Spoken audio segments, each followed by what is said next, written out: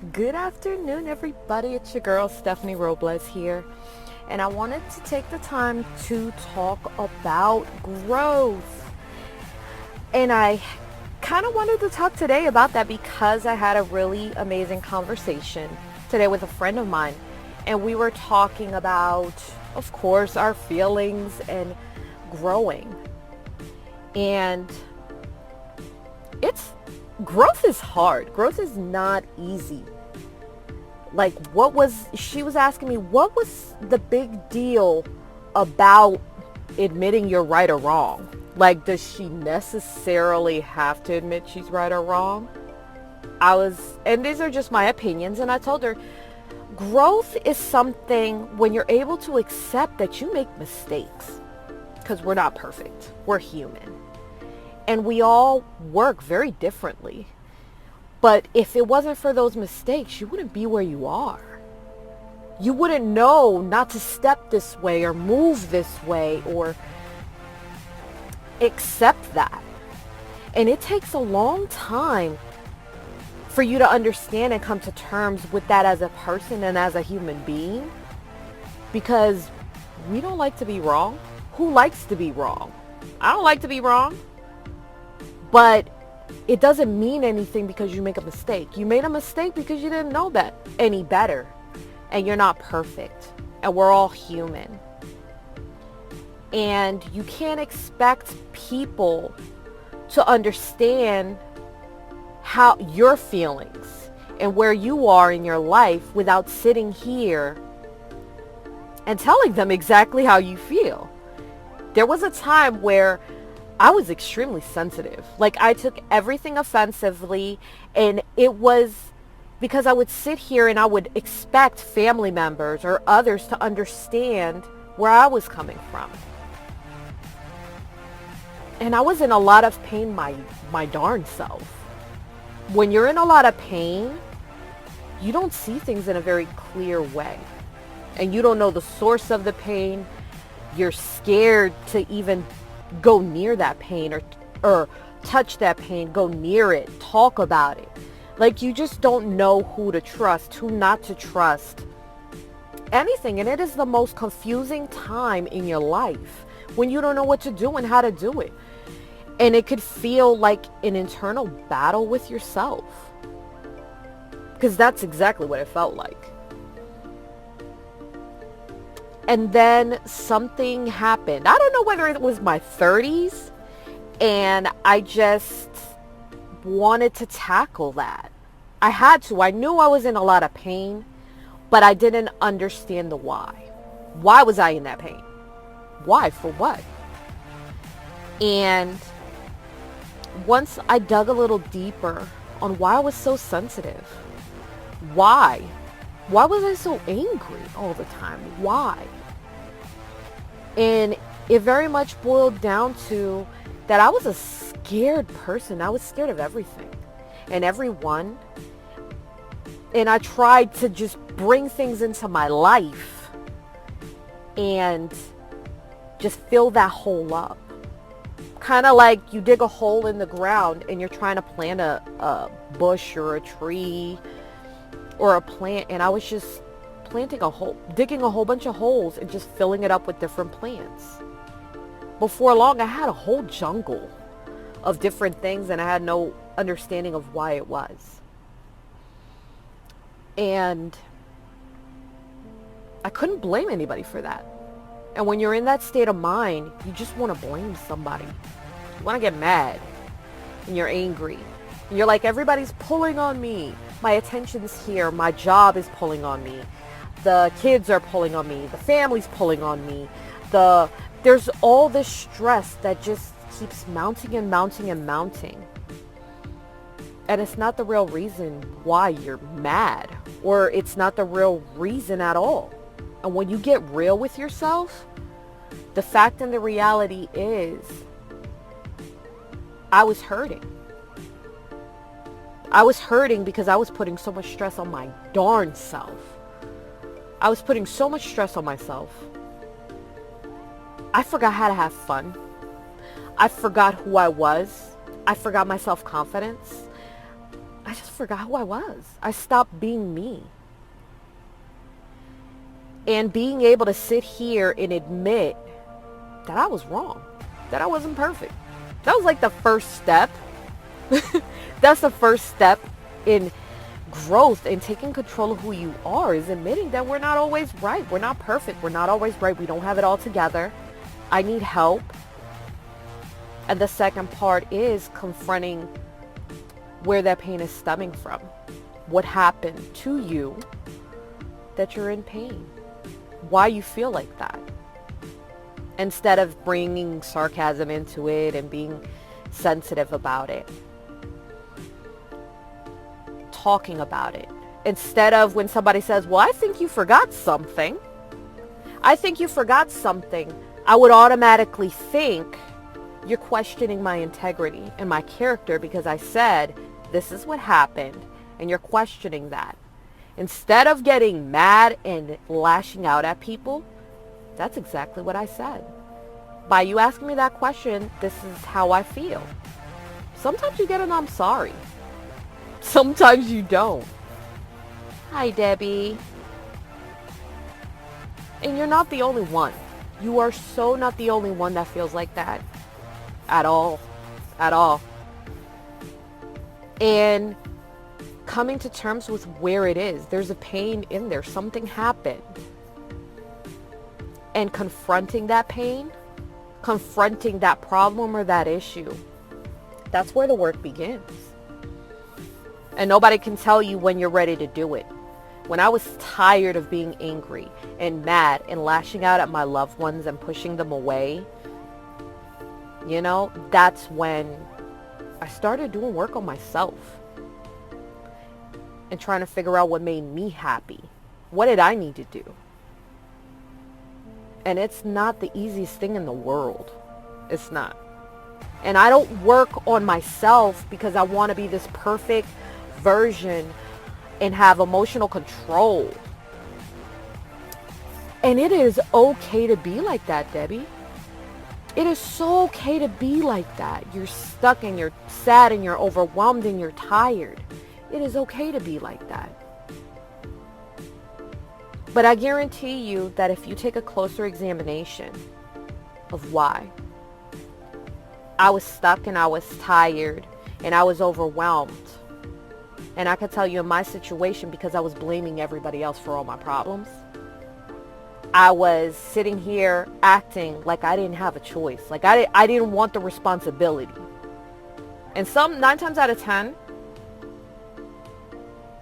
we don't want to accept responsibility for some of the choices that we make. And some of the choices that happen to us, or the things that happen to us, we very rarely have control over it. But then it's having that conversation with yourself. What happened? What happened to me? And I can tell you that diving into that connection of my biological father, again, is where it all began for me. Where I had to step up. I had to be this tough Stephanie. And I had to, realize that he wasn't the right person. Like, he was not the perfect parent. He wasn't okay. He wasn't the perfect parent. He made mistakes, but he also had a problem. In my head, I thought I was unworthy of being loved. I had no value. Why didn't he want me? All of those things. That's exactly what I said to myself. That's why I was such a sad kid. That's why I was such a sad adult. Because I felt that. But I gave the label to myself. I told myself that I was unworthy. I told myself I didn't have value. And that I wasn't important. It wasn't that he didn't want me. He was doing his own thing. He was a parent and he was going through some issues and problems. And unfortunately, I got the back end of the stick. Everybody hurts differently and everybody deals with it differently. But it took a lot to get there and have that conversation and realize that it wasn't me, it was him, and I put that label on myself. And the funny thing about it is, once you get that acknowledgement and you acknowledge where that pain point is, at what time, what happened to you that you decided that you had to be this certain way in life, like you had to be this person, because if you weren't this person, then your life was going to end, or somebody would hurt you. And that's where it comes down to. There's still very much that little girl or that little boy inside that is hurting from something that happened in your past. And until you fix that, you can't move forward. You can't move forward until you come to terms with that. Because that person is still inside of you, locked in there, and there's still pain. And of course, our brain is just amazing at suppressing things. That, you know, something, you're fine in life and you're going happily along, and then something happens where the rubber hits the road and bam, you're back there, and you feel this pain out of nowhere, and you don't know how to control it, you don't know how to take care of it, you don't know how to address it, and it's a whirlwind, and it could feel like you're alone and you're the only person going through it. But I promise you, there are so many out here going through that, and there's so many dealing with it. And that realization, and I can honestly tell you right here, right now, that when I had that realization, I cried. I mean, I ugly cried, and like the strength came out of my knees. And I sat there and I cried. And it was me, that little girl, crying with realization that I had wasted all this time blaming somebody for something that he had no idea he was. That's what he caused. He didn't know it. He was off doing his own thing and living his own life, and I was sitting here still stuck, still bound by it. I couldn't even admit when I made a mistake on a bill. If I forgot to pay a bill, I didn't want to admit it. Like, it was like pulling teeth to admit that I made a mistake. And there's nothing wrong with that. I'm not perfect. You're not perfect. Nobody's perfect. It doesn't mean that I don't have value. It doesn't mean that you don't have value. And I still live with those pains. Like, there's still those moments in my life where I'm fine one day and I still have memories that kind of pop up. But instead of just holding them inside and just kind of mourning and wrestling with it, you know what, Debbie? And I'm gonna jump out on a limb. And I honestly think, I mean, when you lose your parents, like, it's hard. Like, it's hard. I remember when my mom lost my grandfather, it was hard for her. It was extremely hard. So maybe that's where that pain is coming from. And it doesn't make you any less of a person because you're experiencing that pain at all. You miss them. Like, that's your mom and that's your dad. You have every right to feel that pain and mourn that loss.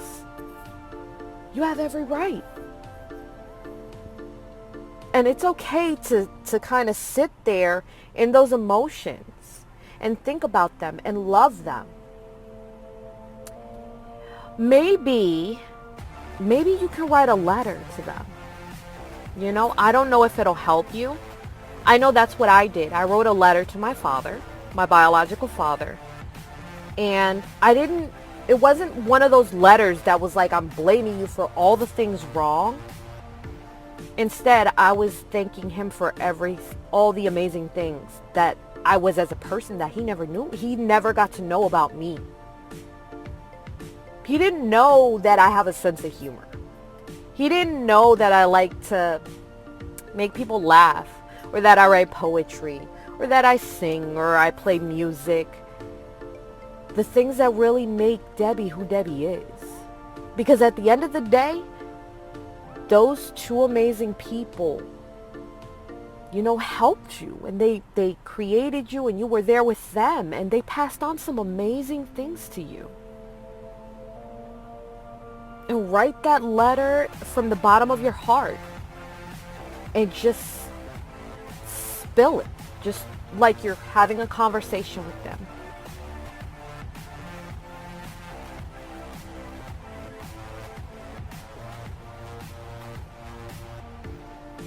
Then figure out what Debbie, sometimes taking time to yourself, I know that I put the kids to bed early and I have that quiet time to myself. I go to my room and I just have that quiet time to myself.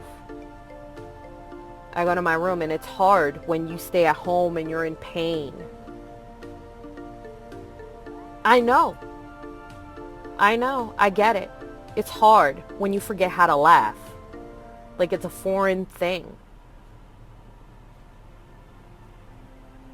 And I get that. But you know what the amazing thing about that is? When you talk about those, and you're not alone though. Debbie, you're not alone. You're not by yourself. You're not by yourself. You have some amazing kids. You have amazing friends in your life that are right around you. It may not be like you want your parents back and you want more. And I get that. That loss, there's nobody that can replace that. Nobody can take that. But they're with you. I can almost guarantee that they're with you and they're around you and they're looking down on you and they're just saying, wow, what an amazing, beautifully strong little girl I have. Look at how amazing she is. The little things, I honestly believe in the little things. Like, my grandfather used to like butterflies. So maybe I'm telling a lie to myself. Whatever it is, whenever I see a butterfly, I honestly say, oh, that's him saying hi to me. And it helps me feel better to acknowledge that in some small way, shape, or form. It helps me feel like they're there with me. And I know that they are. And I know that. And you're amazing. Debbie, you're amazing. You've had some amazing babies. Like, you're just an amazing woman. And you're not by yourself. Girl, cry. Cry. That's what's so beautiful about being home. Cry. There's plenty of times I've ugly cried on a Facebook Live just because of that feeling. Don't be afraid to cry and let that emotion out. It's normal. You know? It doesn't make you a bad person to feel or mourn a loss. It doesn't. We all need to let it out. And 9 times out of 10, after you have a good cry, you feel so much better. There's this peace within yourself that you're like, okay, I'm done with that now. And you're ready to pick up with grace, with amazing grace, poise, and beauty that you always have all day, every day. And you march on and you do what Debbie needs to do to find out who you are.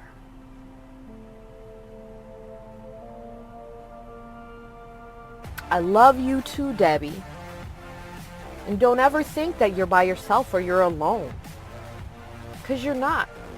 We're all trying to find who we are and settle those emotions out there.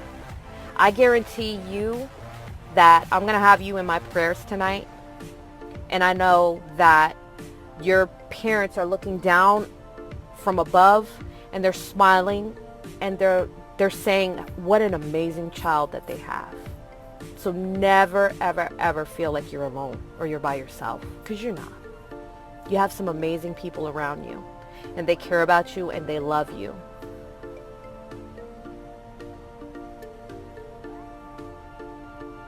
It's all right. It happens. Sometimes we all need to be reminded that we're needed and that we're loved. We need that. We need to be reminded of that because we want to be of value to somebody else. Not only just ourselves, we want to be loved. And there's nothing wrong with that. Understanding that and being able to admit that. I'm in pain and I'm hurting and I need a hug. Sometimes you just want a hug, and that's okay. Admitting that.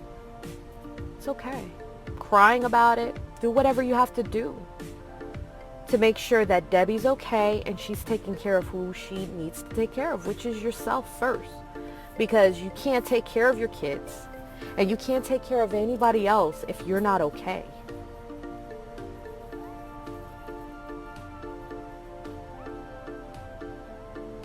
It will be okay.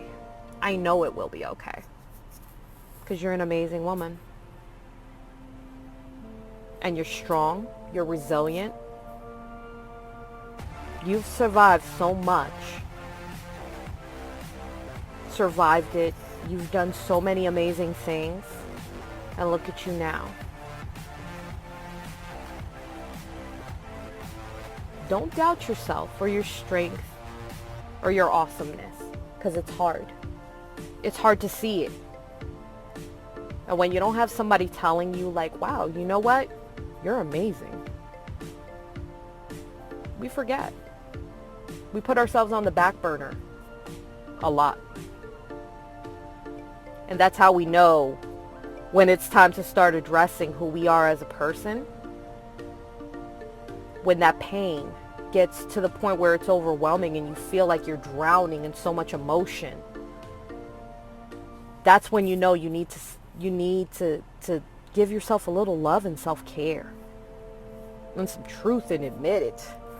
And it's hard. It's hard admitting that you're in pain and that you need help. It's hard.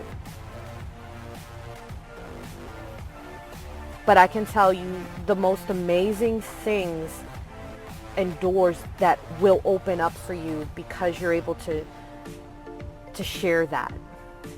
This sense of peace and clarity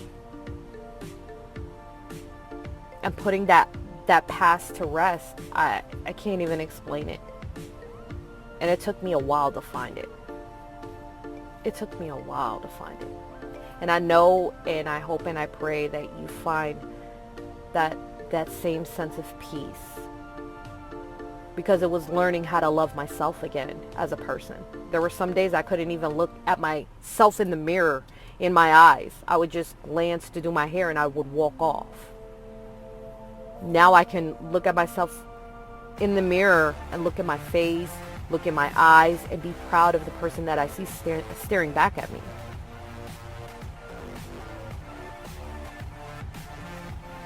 And we all get there and we all go through those struggles. We all do. In some way, shape, or form, we all feel that way. But we'll get there. Just take it day by day. That's what I do. I take it day by day. I don't even think about tomorrow. I don't think about tomorrow. I think about right now at this very moment what I'm doing. Not an hour from now, none of that. And I just take it. That's where I live. Because very much I was so concerned with the what ifs that it'll drive you nuts. And then that puts you in a not a good state of mind and a good place in your life.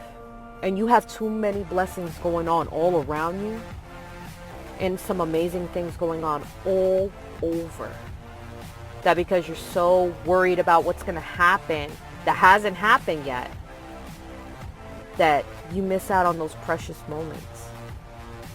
And you can never get those back. Those minutes that we waste, we can never get them back. We never get those minutes back. That's, in my opinion, that's growth. Being able to realize what limitations you and I have as a human being, and being able to put them to bed and rest and being able to move on with our lives, to be present in that moment, to take full stock of all of our blessings, not only blessings, but being able to enjoy life right here, right now, in this present moment. And if I'm tired, I say I'm tired. If I want to cry, I cry. Doing whatever I need to do to make sure that Stephanie is okay. And sometimes it takes me a little bit to figure out, what do I need to do to make me feel good? It could be simple as washing my hair or putting my face on or changing clothes every day. Something. But do it for Debbie.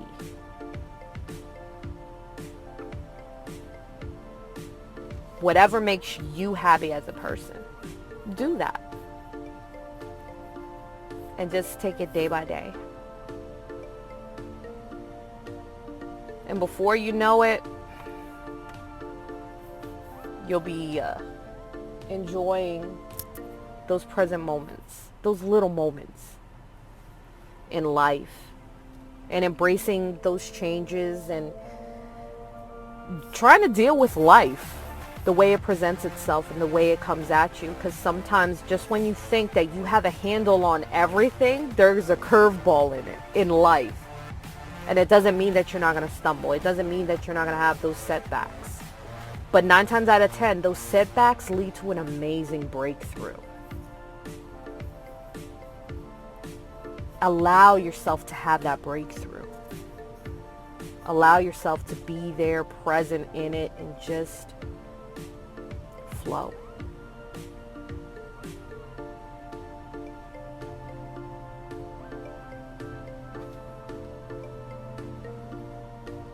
I'm afraid to make me happy. What if I hurt someone along the way? Or what if I miss something?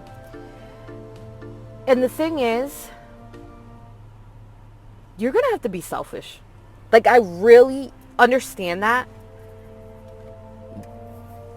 When I was very concerned, and I was the same way. I was so worried about hurting somebody else's feelings that I never took account into my own feelings. So I let a lot of people treat me like a doormat. And I got into a pattern of doing it. That's not a way to live. You can control your own emotions.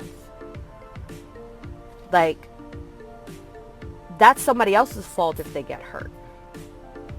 Somebody else's, I can't control how somebody else feels or what they interpret. I can apologize to them, and I can, if they tell me you hurt my feelings, I'll definitely be the first one to say, I'm so sorry, because that's not what I intended to do at all. But at the end of the day, you got to set those boundaries, because it is your happiness. You have only one life to live. And we don't even know how long we get to be here to experience all of this. We don't know what's going to happen tomorrow. And I honestly believe what's meant for you will not pass you by. It won't. And if that door doesn't open for you, it's because there's a better door waiting for you. And I honestly believe that.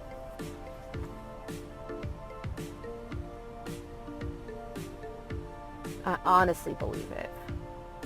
I never took time to stand here and look around me, and yeah, it is scary. It is scary. It is very, very scary. It is. But you know what? That's life. That's living life. Experiencing that alive, being alive, is feeling those emotions. Scared, sad, happy, peace. It's scary. It's scary living, but I wouldn't have it any other way.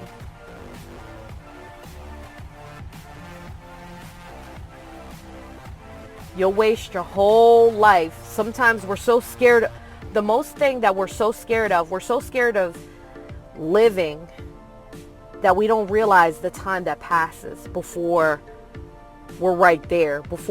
And then we look back, so much time has passed that we wasted all this time being worried about living our life, and everything just passes us by. Yes. But how do you know what you're capable of? How do you know what kind of life you can truly have, Debbie?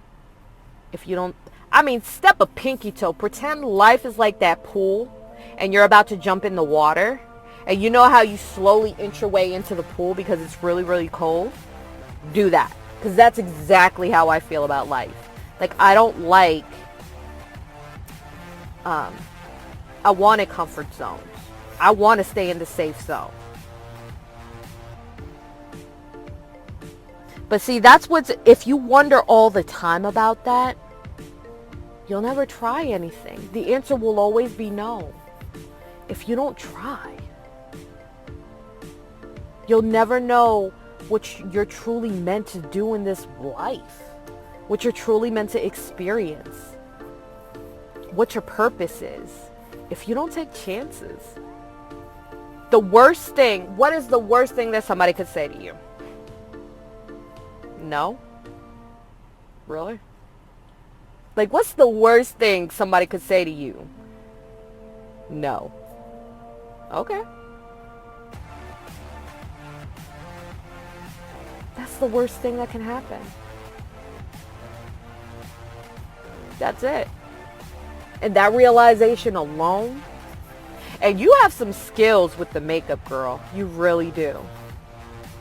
You have some amazing talent because I've seen your work. It's absolutely amazing. And it's sitting there waiting for you to unlock that door. And I can't wait till you do. Because the more that you start... Oh, girl. I feel like that sometimes too.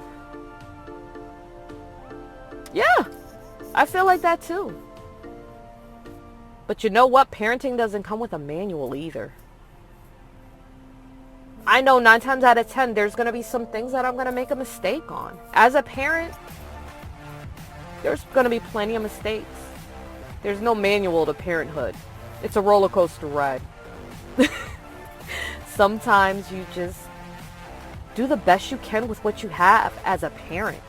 And you figure it out. And you just try to engage with your kids and try to talk to them. And sometimes you got to be the mean person. Like, it's really not that much fun.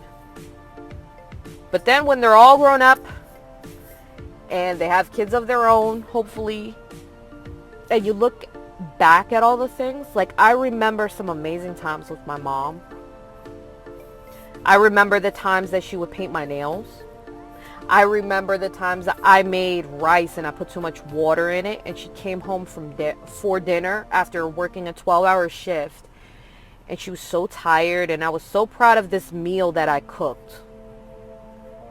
Debbie, the white rice was clumped. Like, it was unedible. And she laughed, and she hugged me, and she threw it out. And that hurt my feelings, but she hugged me, and she said it was okay. It was that attempt that I tried to do something. That attempt.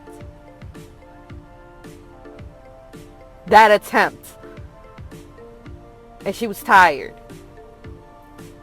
And sometimes as parents, we pull rabbits out of our back. And that's just putting it very politely because I'm on live. You know exactly what I want to say?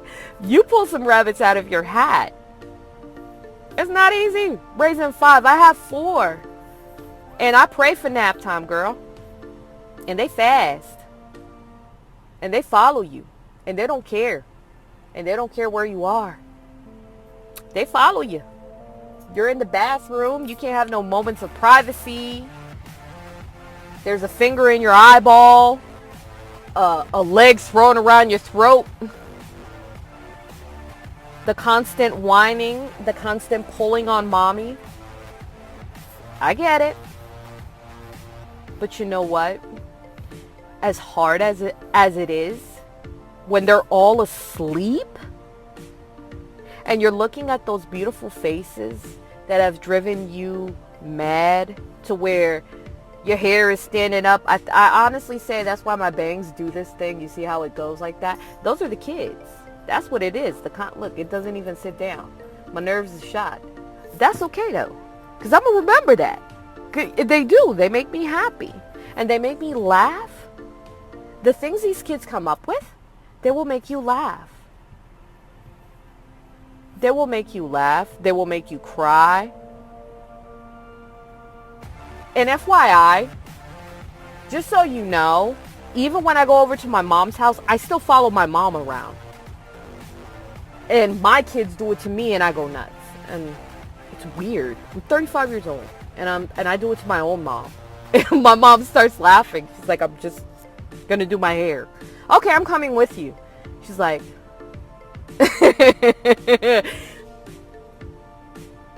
you always say after 18, you're like, I can't wait till they're 18 and they're gone. And my mom's like, well, where are you, Stephanie? Doesn't count, Mom. And she'll laugh. And you have those things.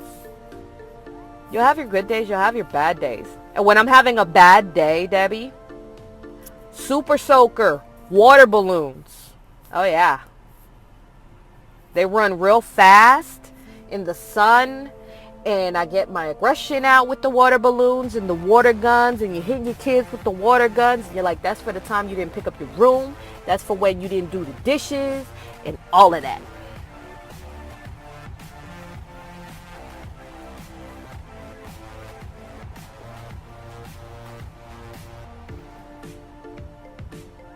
I know.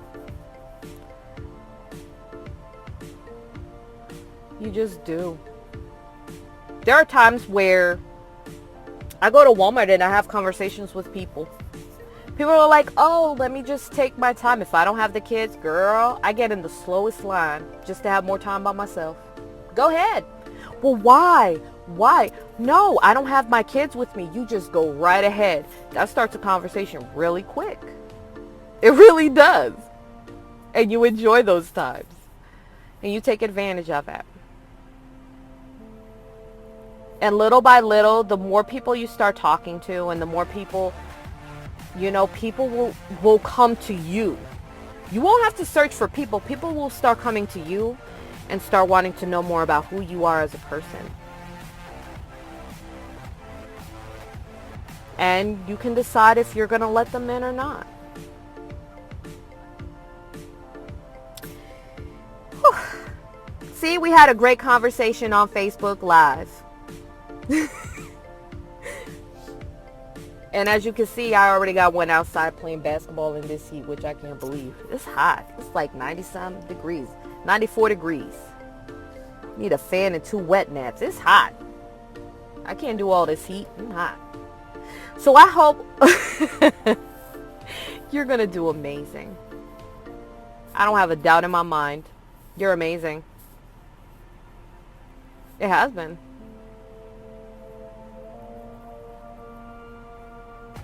It is hot. It is hot. Got the ceiling. That's why I didn't do my hair today. It's hot. What's the point of you're sweating and your hair is plastered? You're not going to look cute no matter how hard you try unless the AC is on high. It's going to be bad and then your hair looks like a big old fuzzy puff ball. It's hot. That's not a cute look. Makeup running down your face because you're sweating. And people think you're crying. Yeah, that's not cute. Yeah. I hope you have an amazing rest of the day. And in the words of a great friend of mine, if somebody hasn't told you that they love you, I love you. Have a great day.